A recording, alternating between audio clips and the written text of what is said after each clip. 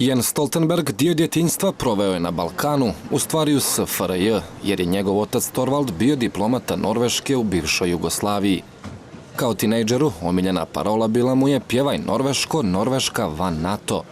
Jens Stoltenberg sredinom 80-ih godina kao lider podmlatka radničke partije zalagao se da njegova zemlja istupi iz NATO.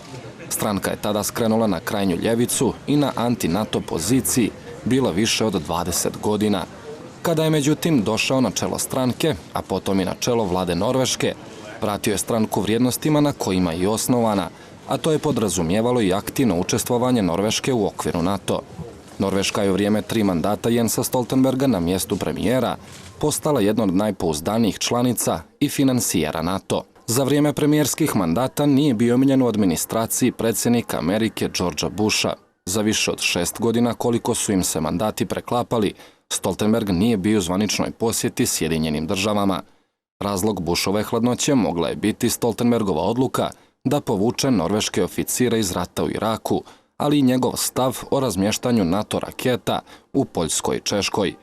Stvari su se popravile dolaskom Baracka Obame na vlast. Norveška sada ima značajan broj vojnika u operacijama NATO. S druge strane, Stoltenberg je kao premijer Norveške uspješno pregovarao sa tandemom Putin-Medvedev, pa su dogovorili razgraničenje dvije zemlje na moru i ukidanje viza.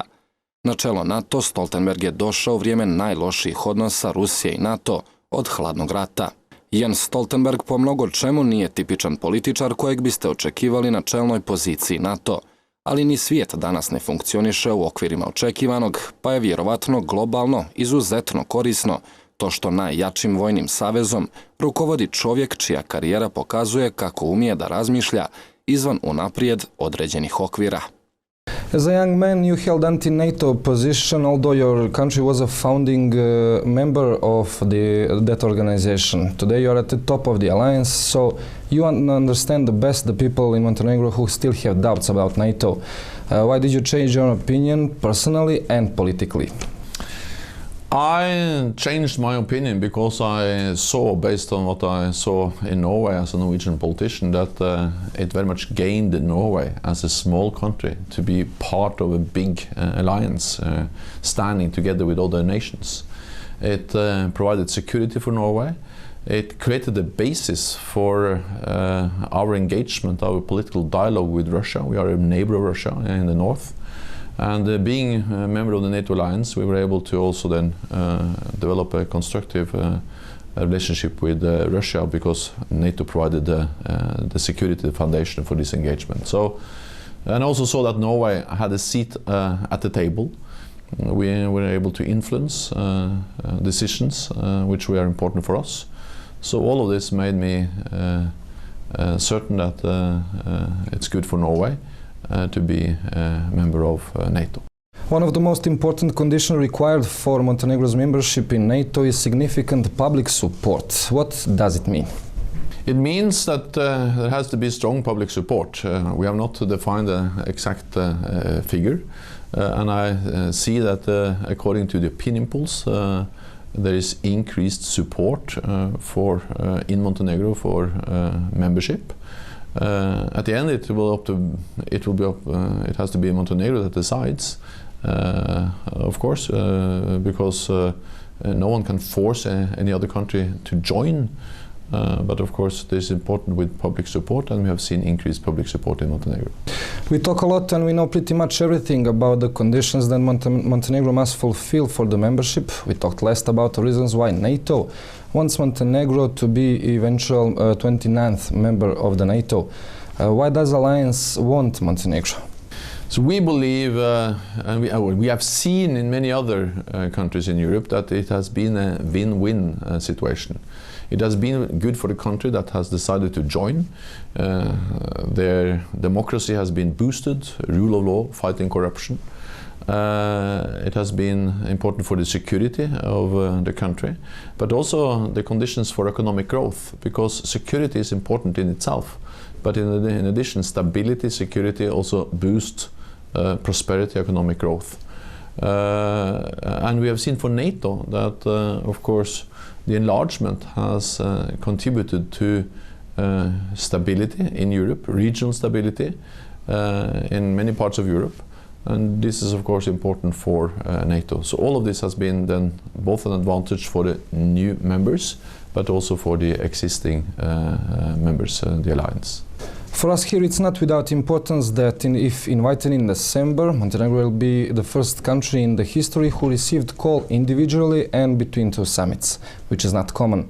It's just a coincidence, or we can be satisfied because we didn't have any discount, which may not have been the case in previous, more massive rounds of enlargement. Well, the thing is that we decided at the summit in Wales in last fall. Then the heads of state and government decided that the foreign ministers were going to make a decision in December. So the decision we will take in December is a direct result of a summit decision which was taken last fall. And I think the important thing is to understand that no decision inside NATO is taken without consensus, so all have to agree, and therefore it was a very strong signal when all the heads of state decided that this was something which we were going to decide in December. What would Montenegro's membership mean for the region? Your apology during your first visit to Montenegro was well received in Serbia. You have got a significant compliment that, through your words, NATO gained a human shape. For me, it was very important to express my condolences to those who lost their loved ones, their families of those people that were killed back in '99, and innocent people who were killed. This was a profound tragedy, and of course this was never done by intention. This was an accident. This was something we tried to avoid. Of course it was important for me as Secretary General of NATO to express my condolences.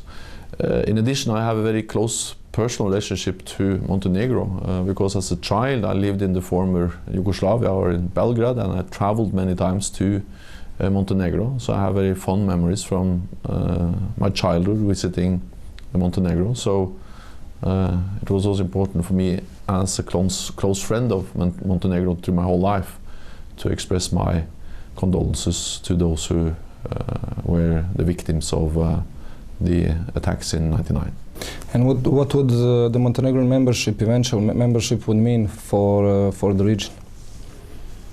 What we have seen in many other parts of Europe, but also actually when Croatia, Slovenia joined NATO in this part of Europe, is that it has contributed to stability, which is important because we have seen that we have had wars in this part of Europe before, and everything which can contribute to stability is important to avoid war, but also important to create the conditions for more economic growth. So there's a very close connection between stability, region stability, and economic growth. Mr. Secretary General, thank you very much. Thank you so much.